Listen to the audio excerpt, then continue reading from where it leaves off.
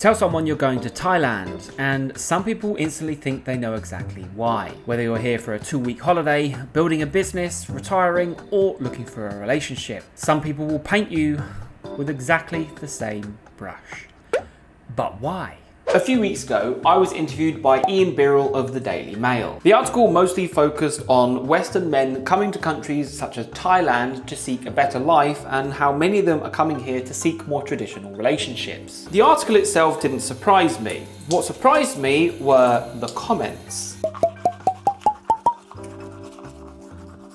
which got me thinking about the Thailand stereotype in general. Why within Southeast Asia is Thailand judged so heavily? Now, the main reason I'm making this video is because this is a hurdle you will face if you are coming to Thailand, whether you're coming here for a short holiday or you plan to live here. Even at the slight mention of coming to Thailand, it feels like everyone wants to cast their judgment. Oh, you're right, mate. I heard you're going to Thailand next week, right? Yeah, I'm going next week, actually. Gonna go around the islands and stuff for a couple of weeks. Nice little getaway. You're just going there for all the lady boys, aren't you?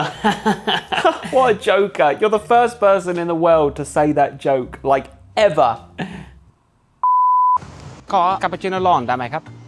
Is this a coffee or a cream cake? Now, it's no surprise where this stereotype comes from. I think Thailand has a massive industry revolving around nightlife, partying, girls. I've got many videos on the topic and they get a lot of views. Going to likes of Bangkok, you've got Nana Plaza, Phuket has got Bangla Road, Pattaya has Soi 6, Walking Street. But the problem is a lot of people assume that you're only going to Thailand for that reason. It's certainly not all that Thailand has to offer, and you've got to think why. Why has Thailand earned this kind of reputation? And you might think, well, maybe because it's of the headlines. If someone's never been to Thailand, how are they going to get any information about it? It will be either by the news or by people like me. Travel YouTubers like myself are a lot of people's first insight into a country. If you're going to go somewhere, you most likely are going to Google it or YouTube some videos. And I guess if you're searching about Thailand, the videos that are going to get the most views are the videos about the nightlife, the girls, how crazy this country is. Video detailing about nightlife as opposed to a video detailing the best islands to go to. Of course, the nightlife video is going to get more views. So I can kind of see why someone's perception of a country would be kind of skewed due to headlines, news stories, YouTube videos. Because natural viewing behavior, we steer towards negativity and things that are like crazy and a bit kind of wild. That's Thailand's nightlife scene in a nutshell. Also, the city of Bangkok. Many people might only know of Bangkok from the scene in The Hangover. So if you're going to Bangkok, they might think, oh, you're going to go to that street. What do they call it? Soy Cowboy. I kind of see it, but on the other hand, what about people that are coming over here and genuinely trying to find love?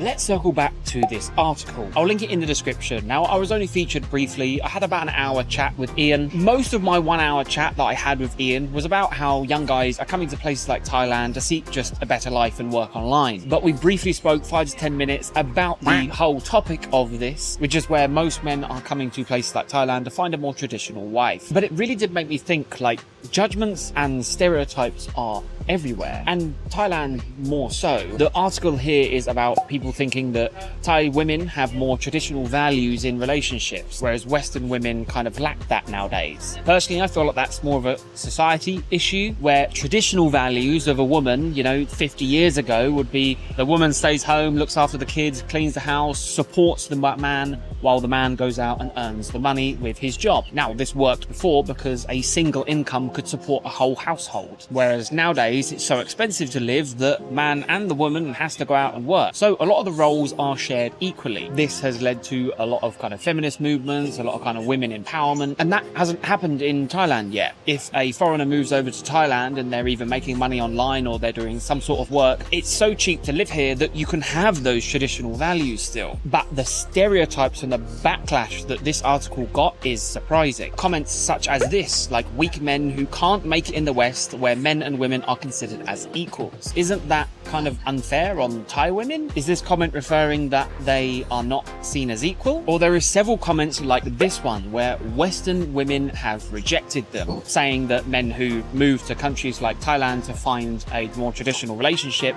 they did that because Western women have rejected them, not that they have a dating preference. And the unfortunate reality is, I feel like if a large majority of US women were seeking love abroad because they preferred the dating in other countries, they'd be labelled as they just have that preference, not that they can't get men in the US. But flip the switch and suddenly there's an issue at home rather than having a preference elsewhere. I have to start eating this because it is raining a little bit. This is going to be messy. Amazing.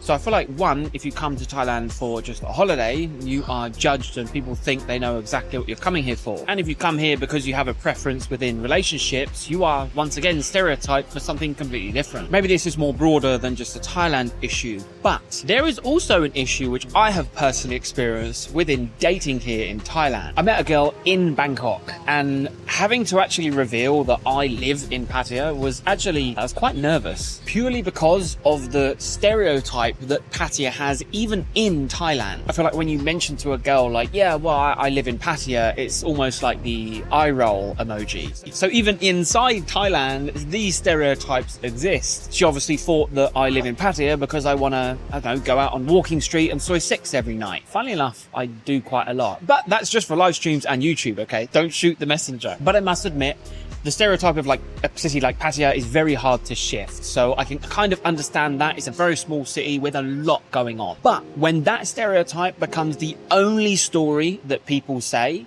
that's when it becomes an issue. I had a friend that comes to Pattaya for 1 week, and he only went to the nightlife like the likes of Walking Street, and for one night of his week-long trip. Outside of that, he was going to Koh Larn, he was visiting some of the temples, he was visiting just every attraction that Pattaya had to offer, and he loved how cheap it was here. But if anyone hears that he went to Pattaya, they're just going to assume he went out every night for the whole 7 days. I've met every type of person coming to Thailand over the past 6 years. I've met business owners, retirees, holiday goers, families, Muay Thai enthusiasts, but reducing millions of people who come to Thailand down to 1 or 2 stereotypes, I don't think that's fair. That's like saying everyone who goes to Las Vegas is a gambling addict.